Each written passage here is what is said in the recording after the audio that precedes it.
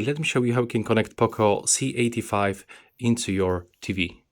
So first of all, on your Poco and on your TV, you have to make sure that you are connected to the same Wi-Fi network, because without this connection, you will be not able to cast screen of your Poco into your TV.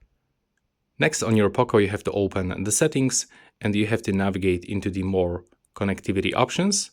Then go to the cast feature and make sure that you have turned on your TV.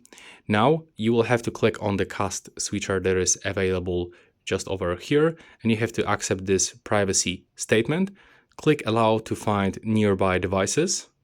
And now as you can see, it's actually searching for the nearby devices. So we have to just be patient and wait. Now as you can see, after like 10 seconds, I can already find my TV.